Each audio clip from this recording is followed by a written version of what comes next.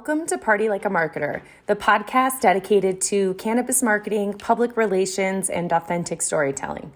I'm your host, Lisa Buffo, the founder and CEO of the Cannabis Marketing Association.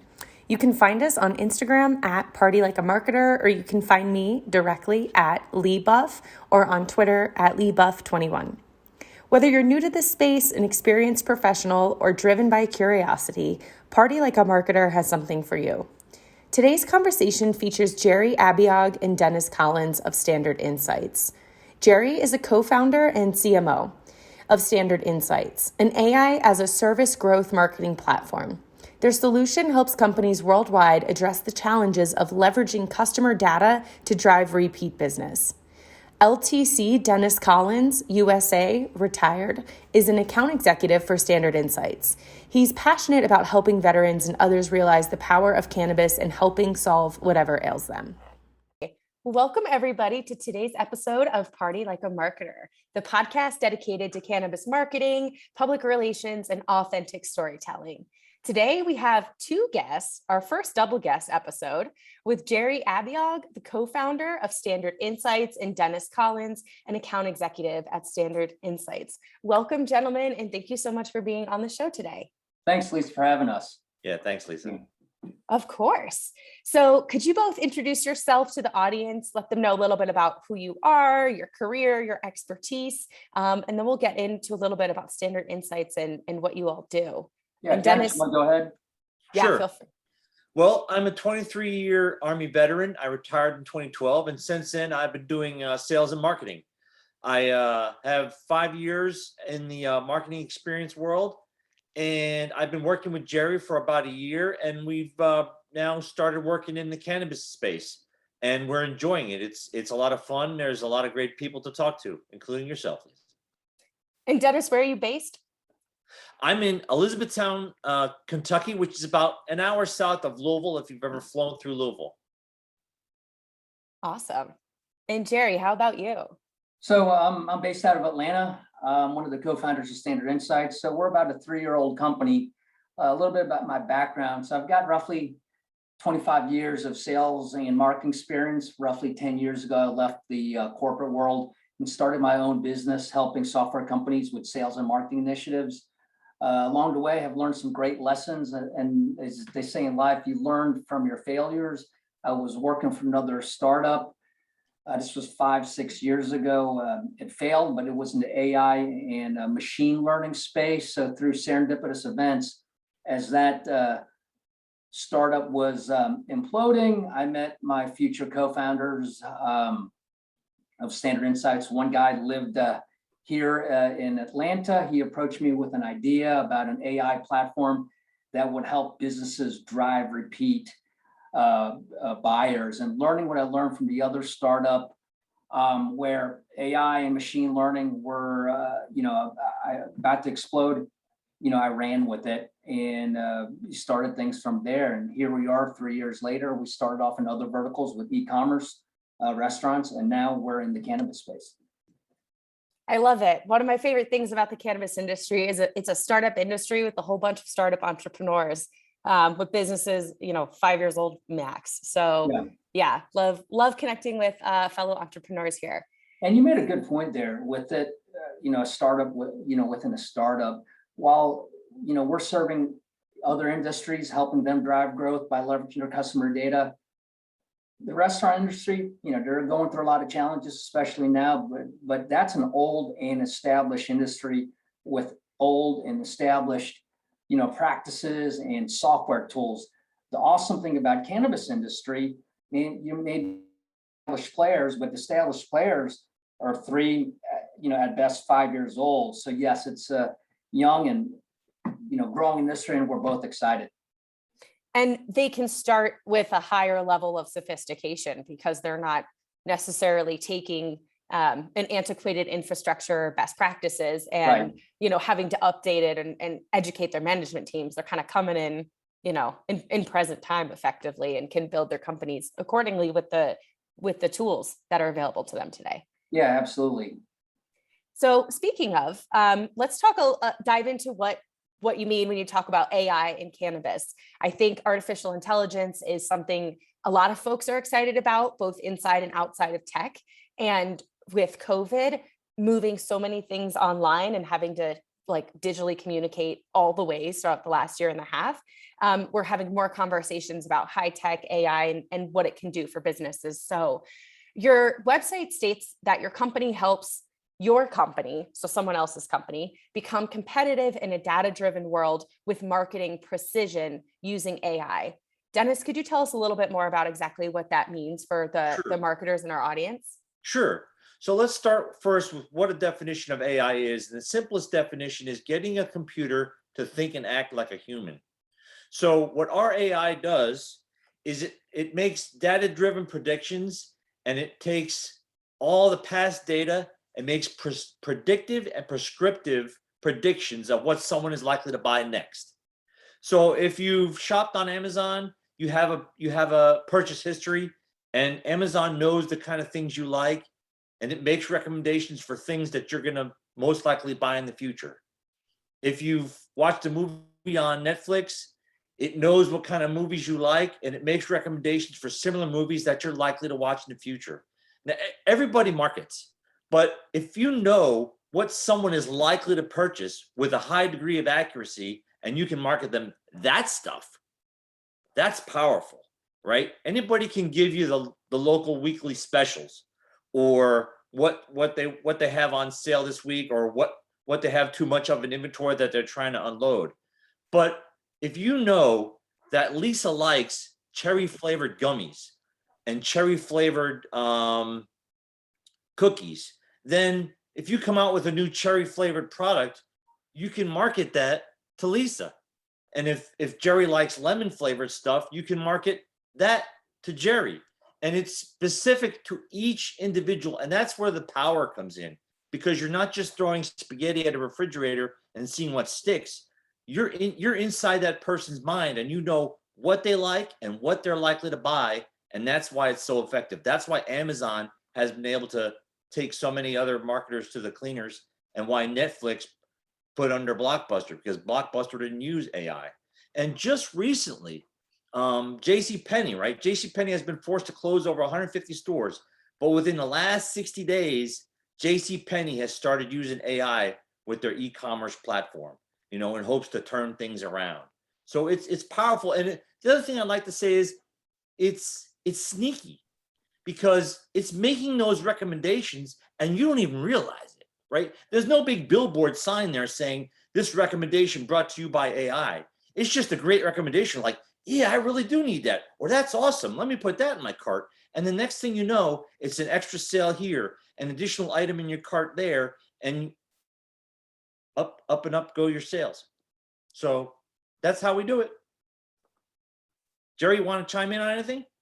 Yeah, Dennis is right. At the end of the day, whatever bit in the cannabis, whether you are a grower, a processor, or a brand, or a dispensary,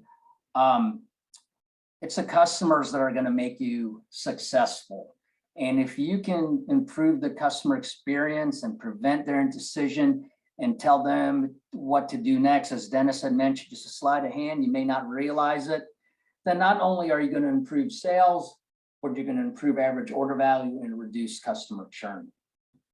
So if you can apply technology, especially as you had mentioned, Lisa, in the intro, we're living in a digital age, and it's obviously accelerated since COVID started last year. And with cannabis being a new industry, everyone getting into the cannabis is part of the digital age already. So with AI, we're just taking things and hopefully making it like a rocket ship for whatever business implements it.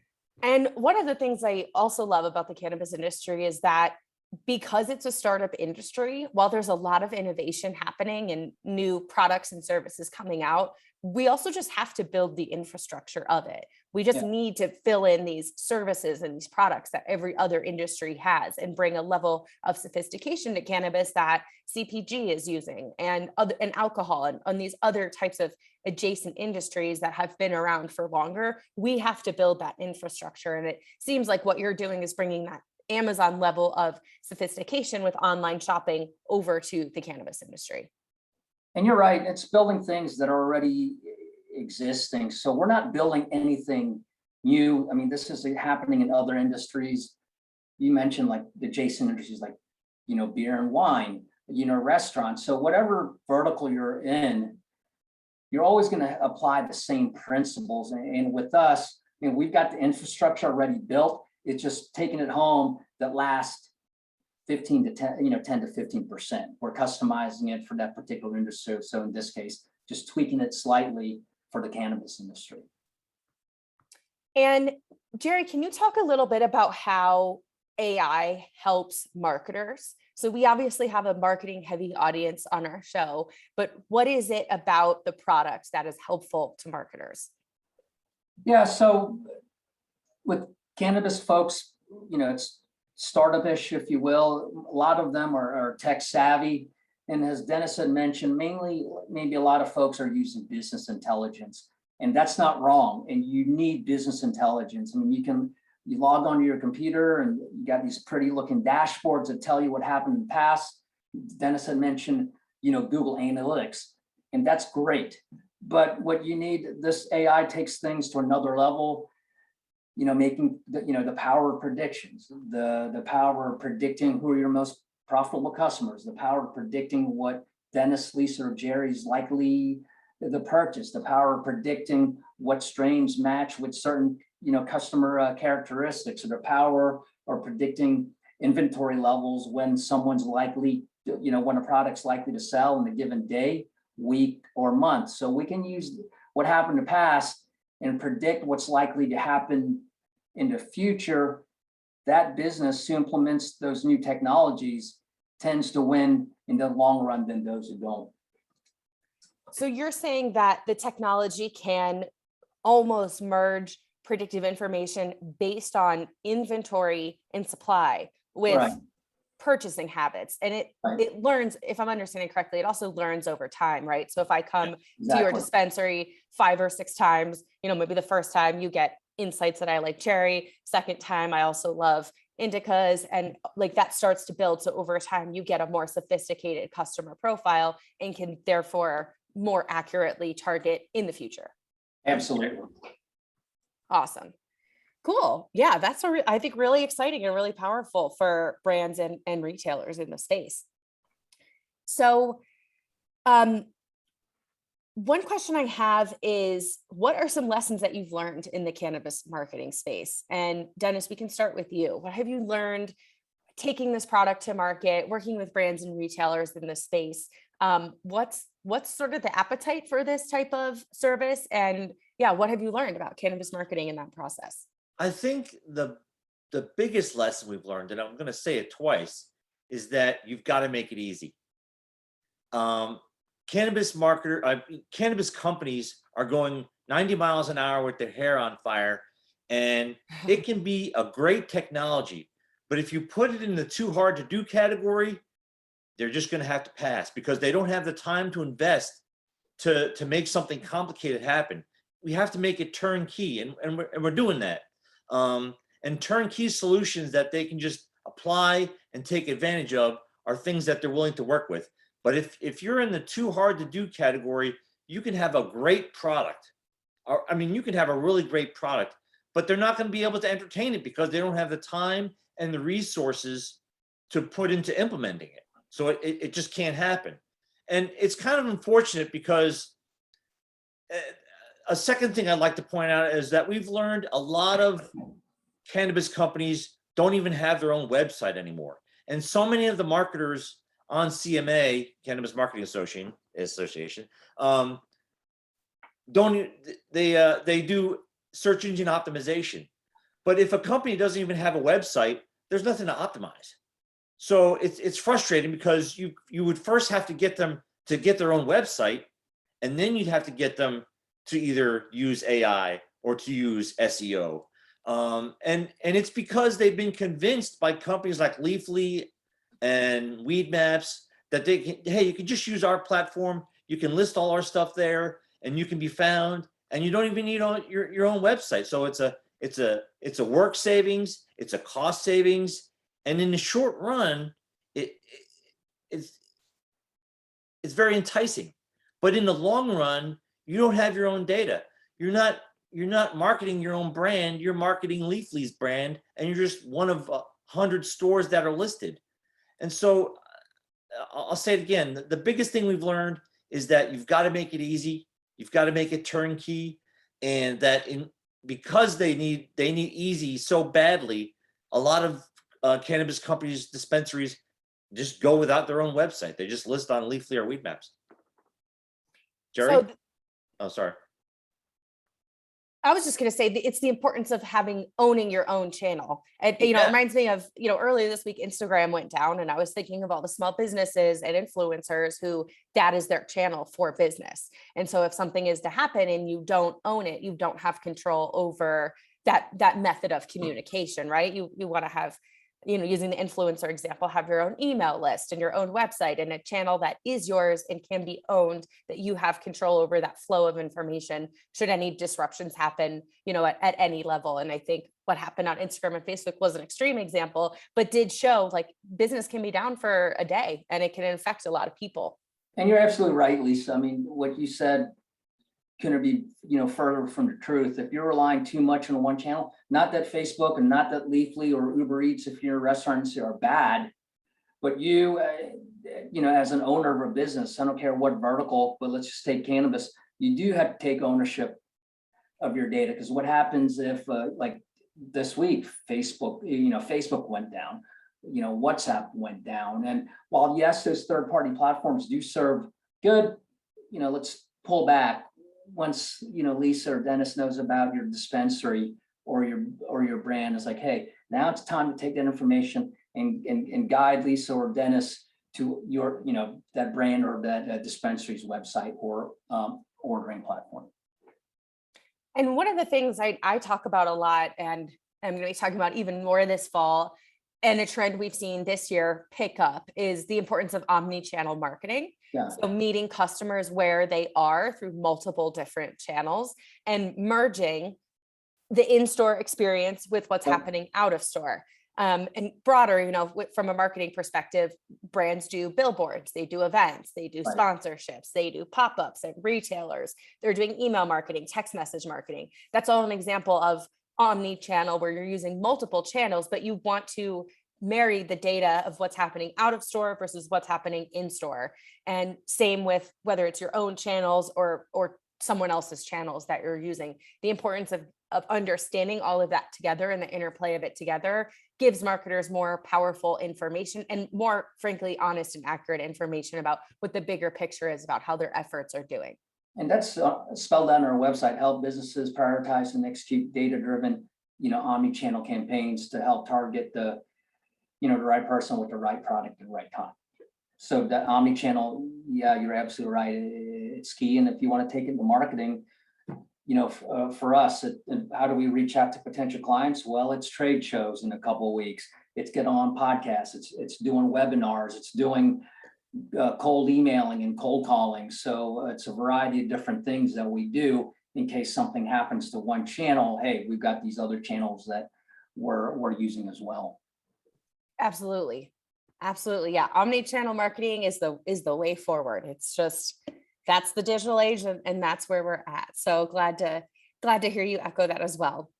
So Jerry, what are some ways that you believe marketing will continue to grow the cannabis industry, and how these improved levels of marketing sophistication kind of speak to the bigger picture? Yeah. So, to your point, I think marketing is going to even be a heck more important, especially what happened, early this week with Facebook, shutting down. So I think, three things that come to mind why marketing, if you're the brand, you're the dispensary, you're the grower.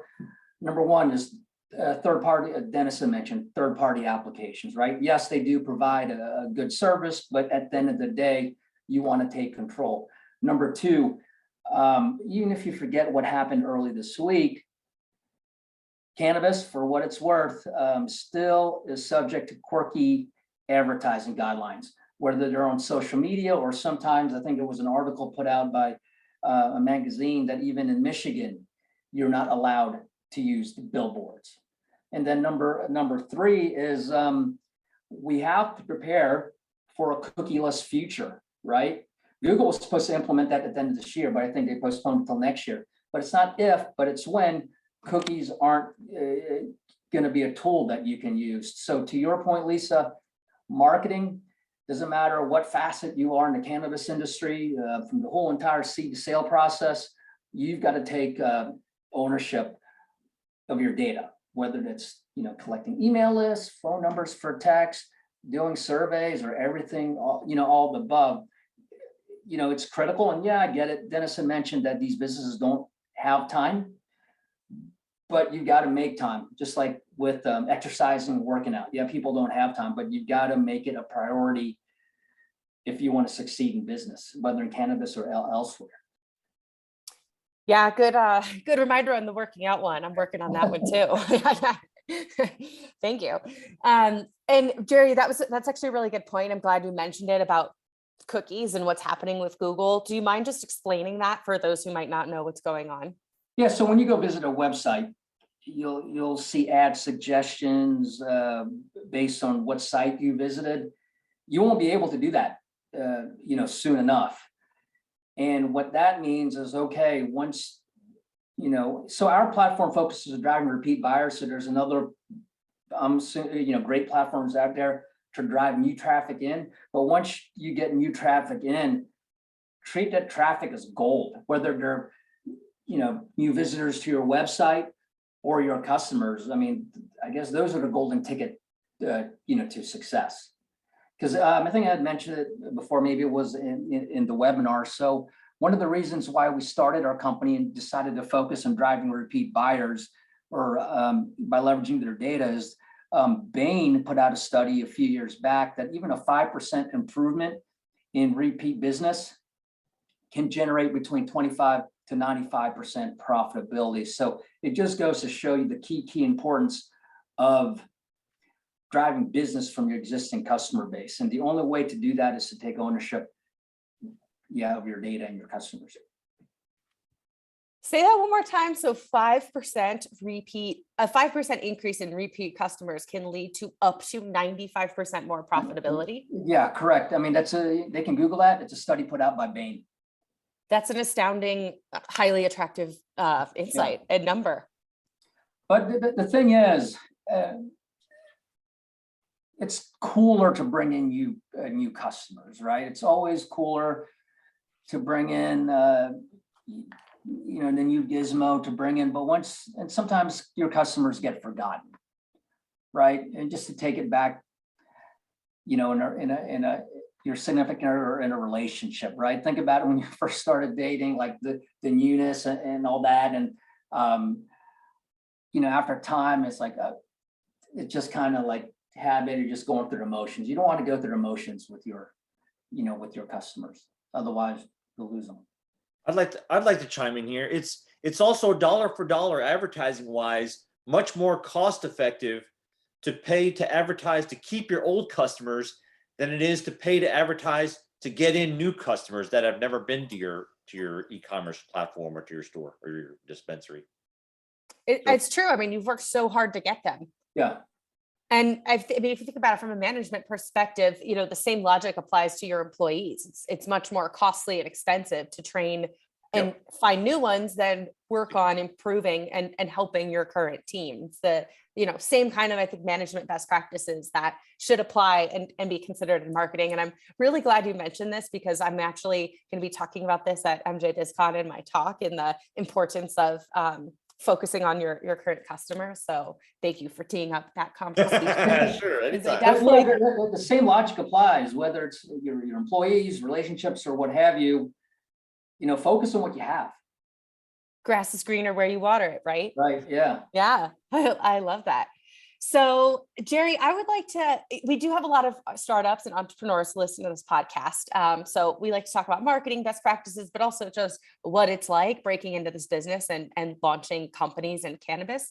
So could you tell us a little bit about some of the biggest challenges you had to overcome when launching Standard Insights, and if there's any kind of marketing angle on that? Yeah, just getting yourself known in a cost-effective way. I mean, for us, I mean, we're in most small businesses, you're just kind of hand to mouth, right? And yeah, I mean, if you had a big giant pocketbook, and yeah, anyone can throw out ads, but it's just getting known. I mean, I can remember when we first started, I flew out to your neck of the woods in Denver to the outdoor retail show. We were going to hit we were focusing on e-commerce at first. We didn't even have a real website. It was an odd website, just a one pager, just a placeholder, if you will. I printed out business cards and I was out on a plane to Denver.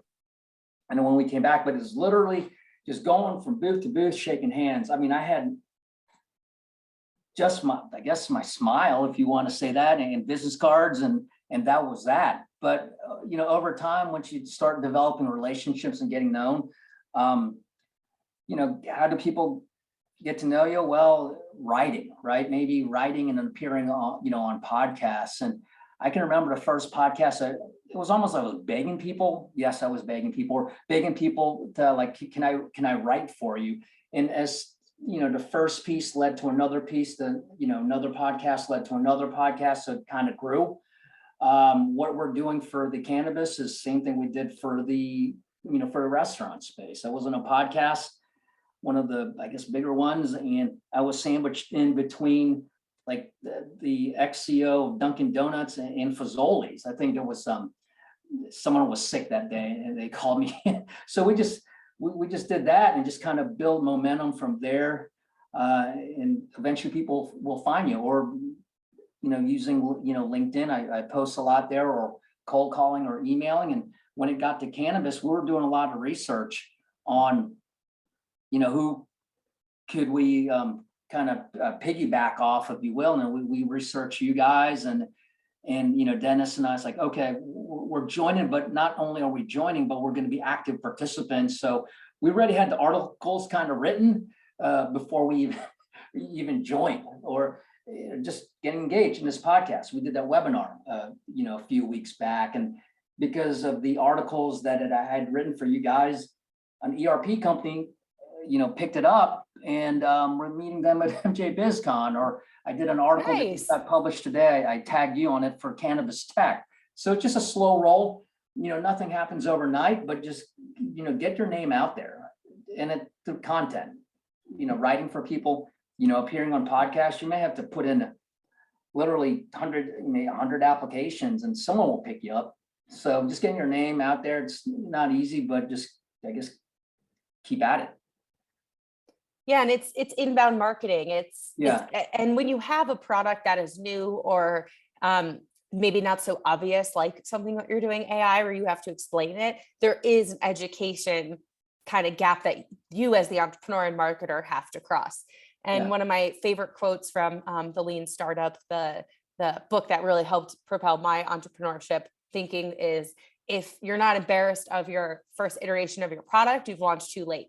And that you want to launch, you want to get out there and get feedback and start talking to people as soon as possible, right? Like, you can go to that trade show with an imperfect website and your business cards, but start building now, because it will catch up over time. And it does take a lot of time to do that. And that's really important. Yeah, I look back at some of the messages I sent on to people on LinkedIn. I was just telling Dennis this the other day. I go, really? I sent that? That was, or even like the first articles but yeah, you're always, if you're not looking back cringing at what you did in the past, then that means you're not improving. Yes. And you might be working in an echo chamber too, where you think your product is awesome and you think this is what the market needs. But if you're not out there testing it and talking to people, you might be building something that, you could have tweaked a feature, or, so found a core insight by actually getting out and talking with your customers first. And I think that is such an important lesson for entrepreneurs and marketers in general. Yeah, I mean, we weren't sure about the cannabis space. I mean, we did a lot of research on it, but just to test the waters, we put together a landing page with some key bullet points, and then put a video together, and we got positive feedback from it. Like, okay, let's dive in. 100 miles an hour. There you go. That's the method. Love it.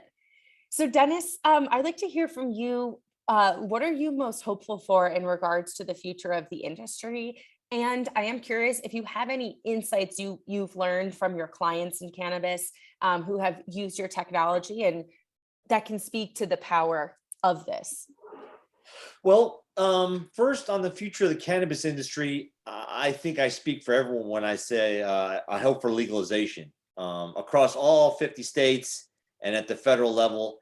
And I think that's only a matter of time because as the pragmatists look across the border, if you're in Pennsylvania, where it's not legal for recreation, but it is legal for recreation in New Jersey, if you live in Philadelphia, Pennsylvania, you're going to drive across the bridge into New Jersey, you're going to buy your recreational marijuana, and you're going to drive back home.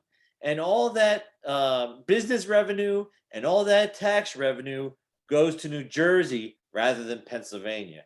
And it's just a matter of time before the Pennsylvania politicians and all the other politicians who haven't legalized it yet come to that realization and come to grips with that fact that, hey, it's going to happen. It's just a matter of whether we make the profit on it or not, or let someone else make the profit. And the pragmatist is going to say, we got to get in the game. We got to level the playing field because we're just hurting our own local businesses and we're losing out on billions in tax revenue. And so I think the pragmatists will eventually take over. And then it's just a matter of time. And the feds will come around. And then that'll make everything a whole lot easier dealing across state borders. Right, once it's and advertising by mail and things like that, when it's no longer verboten at the federal level. So that's my great hope for the cannabis industry. And then your second question was trying to think. Like what insights have you seen? What have you learned from your clients in cannabis that kind of speak to the power of leveraging AI technology? Sure, it works.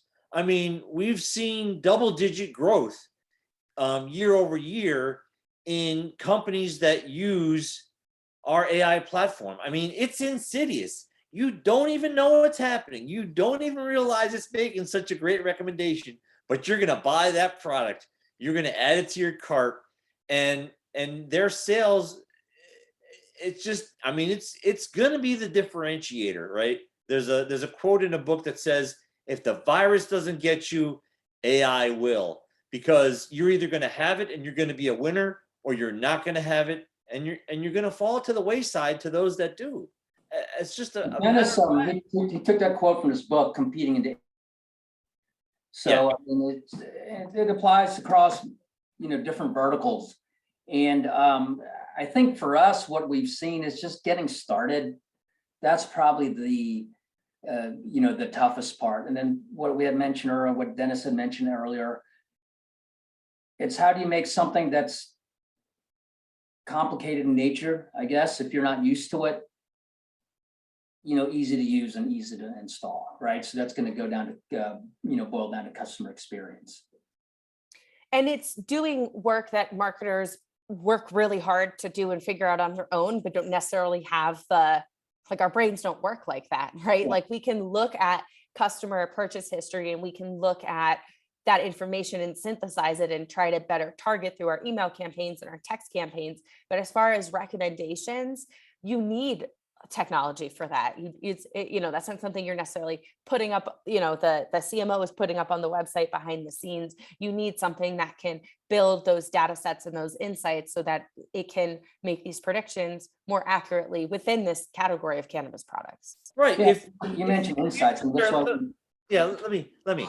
If you've got 10,000 customers, you can't look through all your Google Analytics data and predict what each of those 10. I mean, you could. It would take you quite a while, and that's where the AI comes in, because the AI can do it like that. Where if you're going to eyeball it on your data, it's going to take you forever in a day, and you can't do it live stream as they're shopping on your website.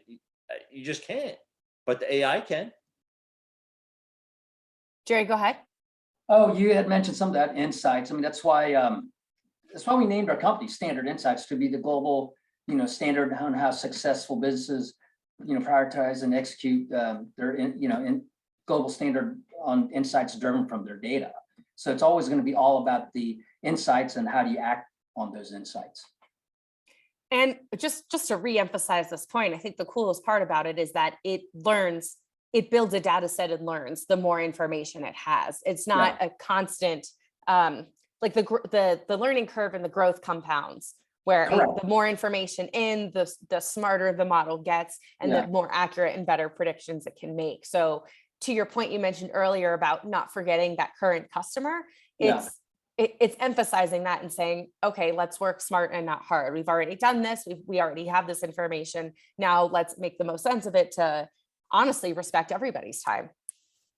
Yeah, you're absolutely right. And, I know there's, buying data sets and whatnot, they do serve a purpose.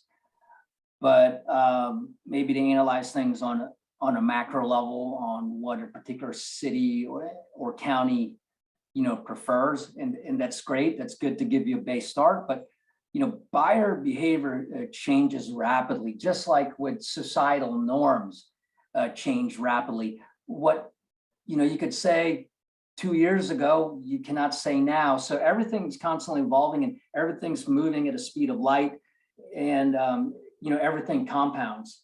And with AI, it can analyze and look at those data sets. Hey, this is what's trending today. This is how we should act on it. And while Dennis had mentioned, yeah, you could analyze this yourself. I mean, I guess you could hire a data analyst or a data scientist to help you do the work, but that's going to cost you in the six-figure range. I don't know if many dispensaries or growers have that kind of, even though cannabis is doing well, I don't know if they have that kind of money to pay for a analyst to work side by side with them. And I was just going to mention that too, that the cost of these types of services seem to have gotten more affordable over time. Yeah. Like it's not this kind of far out, this is happening in the future concept. It's happening now, and it's more accessible now than it was 5 or 10 years ago, both from a technology and a cost perspective. Oh, you're absolutely right. I guess I had written an article this a few years back on the democratization of AI. That, to your point, yes, it's become readily available, both in terms of price and tech-wise, that companies can use, and we reflect that in our pricing. I mean, if you have a minimal data set, well, what we can help you connect, and then we'll build on the price as data as you get more data. That makes sense. Okay, so last few questions before we wrap up here. Jerry, for those who are new to the industry or considering breaking in, I know you mentioned this a little bit, but do you have any other insights or tips on just how to get your foot in the door as a startup entrepreneur or marketer looking to work in this space? Yeah, just diving head first into the deep end of the pool. I mean, it may not be perfect. Even when I went to my first trade show, 3 years ago in Denver, we barely had a website. I think it was just a landing page. I just had printed business cards, ordering from Vistaprint, and I was off to a plane. Let's see how this thing shakes out. But I did enough research to know and learned in the past, the potential of AI.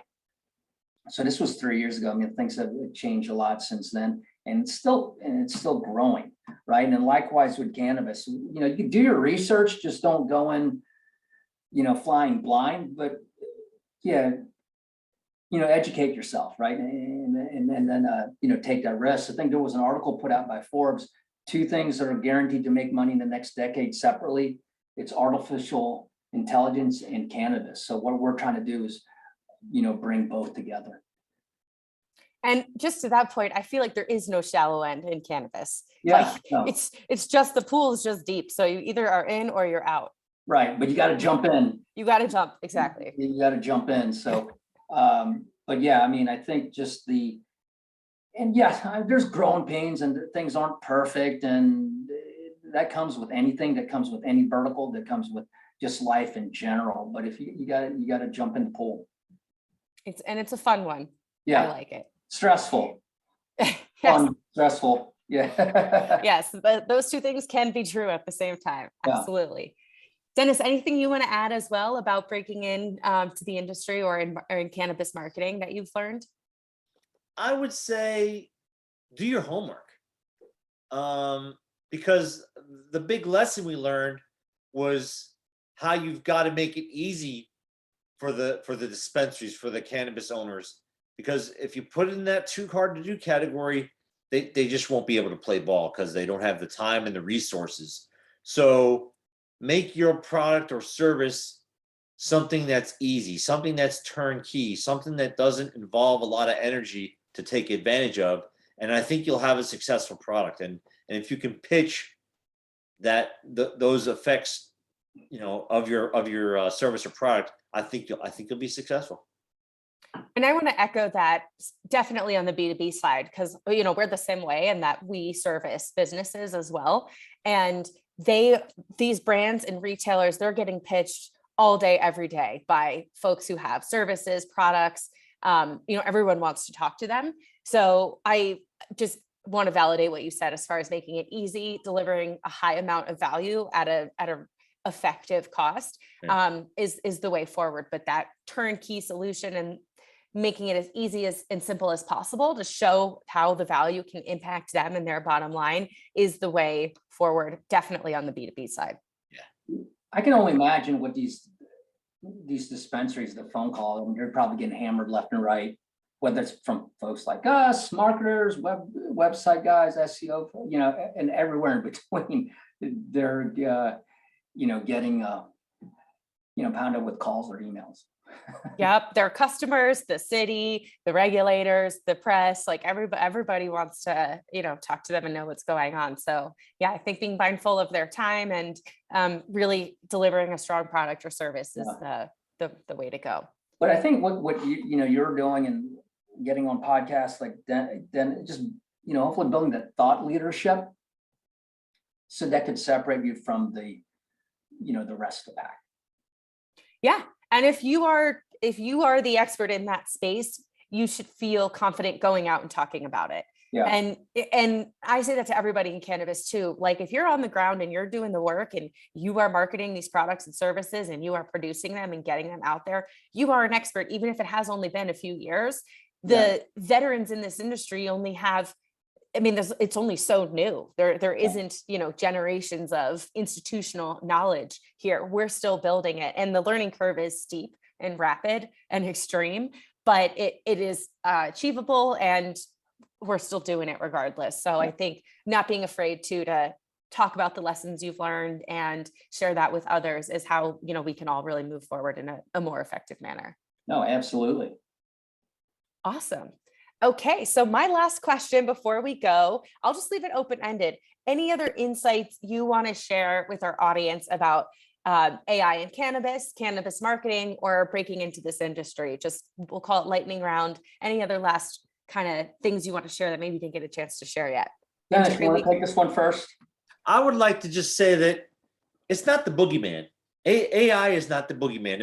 I think some people are scared of it because it's so new, but it's so commonplace nowadays, and it's everywhere. You just don't realize it because it's in the background. And like I said before, there's no sign, there's no little footnote saying this recommendation brought to you by AI, this decision brought to you by AI, this self-driving car brought to you by AI. It's just there. And it's so prevalent, you don't even realize it. But yet there are still many, many businesses that don't take advantage of it. And as the book that Jerry held up earlier says, if the virus doesn't get you, AI is gonna. What's the book again? Can you just state the title for those not on video? Yeah, Competing in the Age of AI. And who are the authors? Marco Ian City and Kareem Lakhani. Cool.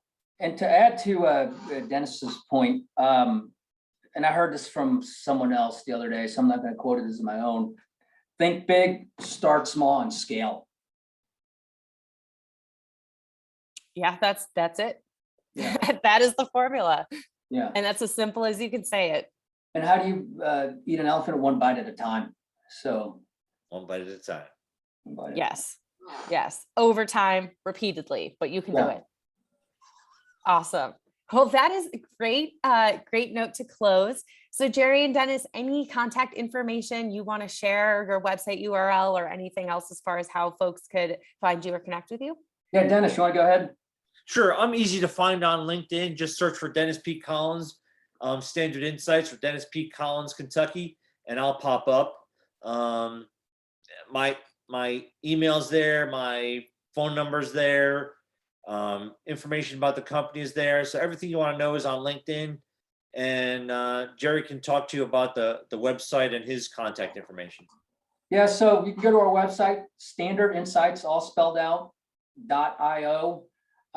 Jerry Abiog, ABIOG. I'm on LinkedIn. I'm the only one there. And then if you want to email me, it's Jerry, JERRY, at standardinsights.io. Would love to, have a chat or take you through a demo of our platform. Awesome. Thank you both so much for your time and sharing those insights today. I really appreciate it. Hey, thanks, Lisa. Glad to be here. Appreciate your efforts, Lisa. Appreciate your efforts. Thanks. Thank you for joining us for another episode of Party Like a Marketer. Check us out on Instagram at Party Like a Marketer and on our website, thecannabismarketingassociation.com, and engage with us. We love to hear from you. We'll see you next time for another episode next week.